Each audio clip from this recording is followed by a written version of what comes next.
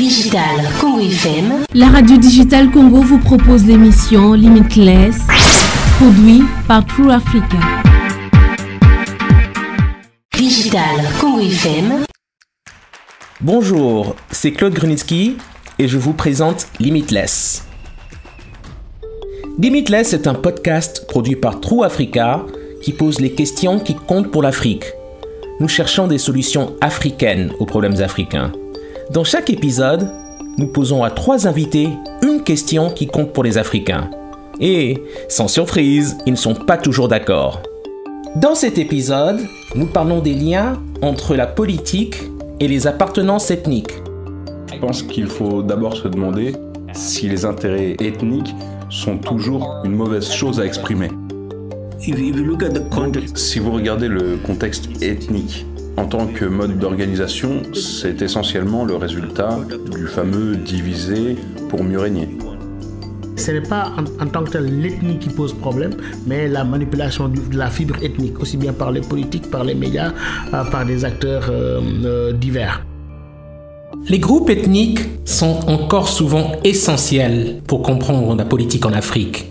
Certains leaders indépendantistes africains ont tenté d'affaiblir le lien entre l'ethnicité et le pouvoir politique. Mais de nombreux conflits ont encore aujourd'hui une dimension ethnique ou religieuse. Mon pays, le Togo, est toujours fracturé entre les divisions ethniques du Nord et du Sud. Il semble parfois qu'il n'y ait pas de solution. Nous avons demandé à 3 personnes travaillant au Sahel, en Afrique australe et au Kenya comment empêcher les intérêts ethniques d'influencer la politique. Le premier est Evan Lieberman, professeur de sciences politiques et d'Afrique contemporaine au MIT, le Massachusetts Institute of Technology aux États-Unis. Il a passé beaucoup de temps en Afrique du Sud et il examine comment les groupes ethniques façonnent la politique. Je lui ai demandé, comment pouvons-nous empêcher les intérêts ethniques d'influencer la politique en Afrique ? C'est une question très importante. J'ai passé beaucoup de temps à y réfléchir. Je pense qu'il faut d'abord se demander si les intérêts ethniques sont toujours une mauvaise chose à exprimer. Et la réponse n'est pas forcément bonne. Il y a des types d'intérêts et de reconnaissance qui sont précieux. Ici, aux États-Unis, nous avons un caucus noir et un caucus hispanique au Congrès. Et je pense que c'est important, non ? Tout comme les syndicats ou les écologistes. Les gens doivent pouvoir exprimer leurs opinions. Mais le problème dont vous parlez en Afrique, c'est quand la politique est simplement et uniquement contrôlée par l'ethnie ou qu'il y a un terme à somme nulle. Et vous savez, il n'y a clairement pas de réponse facile parce que les identités peuvent avoir une signification très profonde pour les gens. Et s'ils développent un sentiment de ressentiment vers les autres, il est difficile de s'en sortir. Mais je pense qu'il y a quelques éléments clés. Vous devez vendre l'interconnexion. Donc la construction de la nation peut compter. Nous devons être capables les leaders doivent être capables de vendre ça, où les gens dans la société qui veulent surmonter les divisions ethniques doivent vraiment exprimer ce qui rassemble par opposition à ce qui différencie. Je pense que c'est important. Je lui ai demandé comment il définirait l'interdépendance. Eh bien, vous savez, je pense que le nationalisme a un peu mauvaise réputation dans le monde d'aujourd'hui parce qu'il est souvent interprété en termes de mouvement d'extrême droite et de populisme. Mais je pense que la construction de la nation est importante. Et il suffit de regarder la Coupe d'Afrique qui vient d'être jouée. Les gens se rallient vraiment autour de leur drapeau et de leur pays, autour de personnes à l'intérieur de leurs frontières qui partagent un gouvernement et une histoire. Même si, comme nous le savons, certaines de ces frontières ont été créées artificiellement. Elles ont toujours une signification, tout comme les identités ethniques sont, à bien des égards, artificielles et arbitraires. Je pense qu'il est important que les gens se reconnaissent à de multiples niveaux, y compris comme panafricains, non ? Pour dire qu'il s'agit d'une identité très importante que les gens doivent partager et reconnaître qu'ils ont une expérience et un avenir commun. Et si nous voyons que plus nous sommes en désaccord les uns avec les autres, plus nous en sortirons tous perdants. Mais il y a aussi, vous savez, quand le moment est venu, quand les choses sont vraiment difficiles, comment construire les institutions politiques formelles pour faire cela. Et vous savez, ici, je pense que c'est une question difficile. Et encore une fois, chaque choix institutionnel a ses compromis.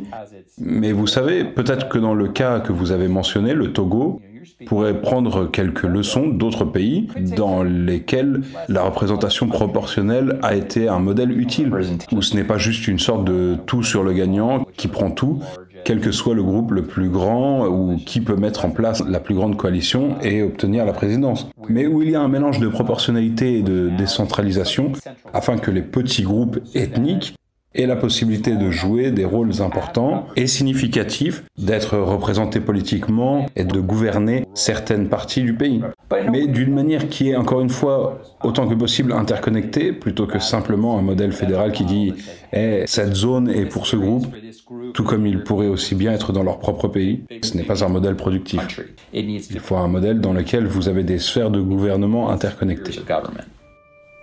Mon deuxième invité est Mutemi Wakiyama, un activiste et organisateur communautaire de Nairobi, au Kenya. Il est Kikuyu, la même ethnie que le président Uhuru Kenyatta. Je lui ai demandé pourquoi les politiciens utilisent les intérêts ethniques pour influencer les gens.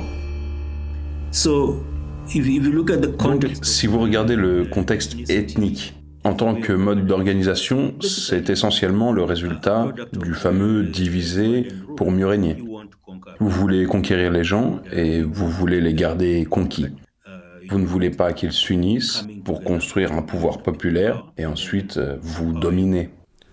Je lui ai demandé s'il faisait référence à la période coloniale ou s'il pensait à la période après les indépendances. En fait, je pense à avant l'indépendance, puisque vous avez dit 1860. Pour ma part, je remonterai jusqu'aux années 1900 au Kenya, lorsque les colons sont arrivés.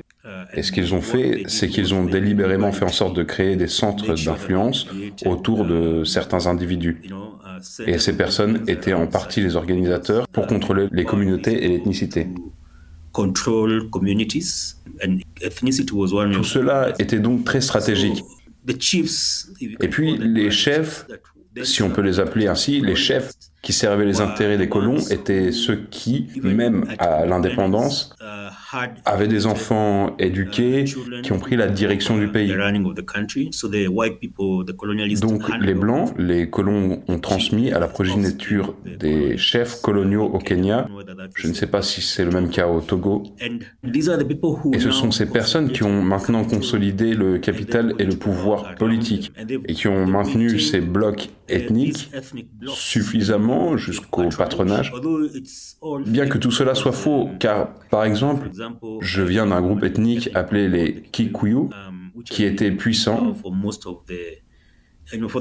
à ce que je sache depuis le plus longtemps au Kenya. Ils parlaient toujours des avantages d'avoir un groupe, un président. Les Kikuyu ordinaires peuvent vous dire que ce n'est pas le cas, que cela ne profite qu'à quelques familles ici et là. Et quand les gens, les élites, ce que vous appelez les élites dépensières, s'engagent dans les activités, il n'y a pas d'ethnicité parmi elles, seulement quand elles font de la politique. Donc leurs enfants vont dans les mêmes écoles, ils se marient entre eux, ils vivent dans les mêmes quartiers, ils vont dans des universités à l'étranger, ce genre de choses. Mais quand il s'agit d'ethnie, tous les 5 ans, quand il y a des élections, alors ces organisations de groupes ethniques se mettent en place. Donc pour surmonter cela, nous devons nous organiser en dehors des intérêts sectaires. Je lui ai demandé comment on pouvait le surmonter. Vous savez, nous devons nous organiser autour de véritables intérêts, qu'il s'agisse des ressources naturelles, qu'il s'agisse de l'économie, des moyens de subsistance, des activités. Et pour ce faire, parce que j'ai l'habitude de la mobilisation ethnique, il faut ensuite faire une éducation politique massive à travers l'Afrique. Maintenant, il ne s'agit pas d'abuser de l'éducation politique, ni de l'éducation civique, ce qui est bien, mais l'éducation civique n'incite pas les gens à s'occuper de leurs intérêts. Ils font tous le lien entre la politique et leur situation, qu'ils soient pauvres, qu'ils puissent se permettre de manger, de se loger, d'aller à l'école et de soigner leurs enfants. Et ensuite, nous devons construire des institutions performantes qui ne sont pas dirigées par des ethnies. Donc, ce qu'il se passe actuellement au Kenya, c'est qu'un gouvernement arrive et essaie de subdiviser les institutions gouvernementales entre les ethnies qui ont soutenu ce gouvernement. Vous trouvez donc quelqu'un de cette communauté à la tête de cette institution et ils essaient d'employer des personnes de cette communauté. Et donc, vous avez des institutions qui sont comme des vaches à lait pour les communautés et elles sont pillées à gauche et à droite.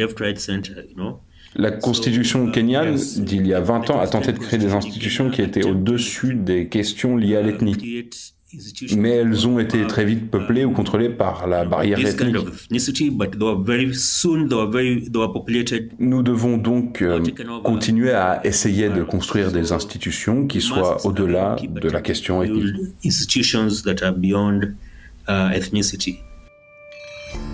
Mon troisième invité est Bakary Sambé, le directeur de l'Institut de Tombouctou, spécialisé dans la radicalisation et les conflits religieux dans la région du Sahel.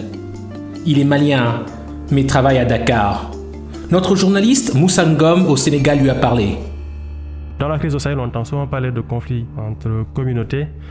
Ce rapport de force entre les ethnies influence-t-il ou peut-il influencer la politique? Il faut être très vigilant sur l'utilisation du mot ethnie ou de conflit ethnique.